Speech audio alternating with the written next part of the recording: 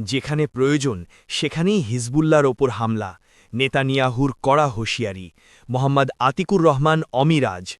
আন্তর্জাতিক ডেস্ক। লেবাননে ভয়াবহ বিমান হামলা চালিয়ে ২ শতাধিক মানুষকে হত্যার ঠিক পরদিনই সশস্ত্র গোষ্ঠী হিজবুল্লাহর প্রতি কঠোর হুঁশিয়ারি উচ্চারণ করেছেন ইসরায়েলের প্রধানমন্ত্রী বেনিয়ামিন নেতানিয়াহু। তিনি স্পষ্ট জানিয়ে দিয়েছেন, ইসরায়েলের নিরাপত্তা নিশ্চিতে যেখানে প্রয়োজন হবে সেখানেই হিজবুল্লাহর ওপর হামলা চালানো হবে। নেতানিয়াহুর বার্তা ও লক্ষ্য। সামাজিক যোগাযোগ মাধ্যম এক্সে অর্থাৎ সাবেক টুইটারে দেওয়া এক বার্তায় নেতানিয়াহু ইসরায়েলের এই অনমনীয় অবস্থানের কথা তুলে ধরেন। কঠোর হুঁশিয়ারি। তিনি বলেন, প্রয়োজনবোধে যে কোনো স্থানে গিয়ে হিজবুল্লাহর ওপর হামলা চালাবে ইসরায়েল।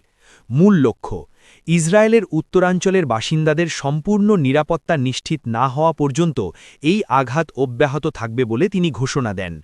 স্পষ্ট বার্তা। নেতানিয়াহু জোর দিয়ে বলেন, যারা ইসরায়েলিদের বিরুদ্ধে কাজ করবে তাদের ওপর সুনির্দিষ্ট ও দৃঢ়তার সঙ্গে হামলা চালানো হবে। লেবাননে ভয়াবহ হতাহতের চিত্র। গত ২ মার্চ থেকে লেবাননে হিজবুল্লাহর বিরুদ্ধে অভিযান পরিচালনার কথা বলে হামলা চালিয়ে যাচ্ছে ইসরায়েল। বুধবার রাজধানী বেইরুট সহ লেবাননের বিভিন্ন স্থানে চালানো ইসরায়েলি বিমান হামলায় ব্যাপক প্রাণহানির ঘটনা ঘটে। নিহতের সংখ্যা। লেবাননের স্বাস্থ্যমন্ত্রী রাকান নাসেরেদ্দিন মন্ত্রিসভার বৈঠকে যোগ দেওয়ার আগে জানান, বুধবারের ইসরায়েলি আগ্রাসনে নিহতের সংখ্যা বেড়ে ২০৩ জনে দাঁড়িয়েছে।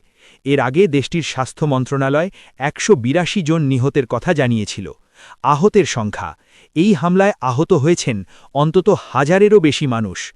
ইরানের প্রতিক্রিয়া ও যুদ্ধবিরতি লঙ্ঘন। ইসরায়েলের এই চলমান হামলা ভূ-রাজনৈতিক উত্তেজনা আরও বাড়িয়ে দিয়েছে। জানা গেছে, ইরান ও যুক্তরাষ্ট্রের মধ্যে একটি যুদ্ধবিরতি চুক্তি থাকা সত্ত্বেও ইসরায়েল লেবাননে এই হামলা অব্যাহত রেখেছে।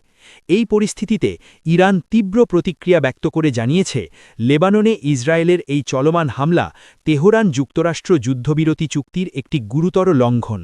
তথ্যসূত্র আল জাজিরা ও বিবিসি।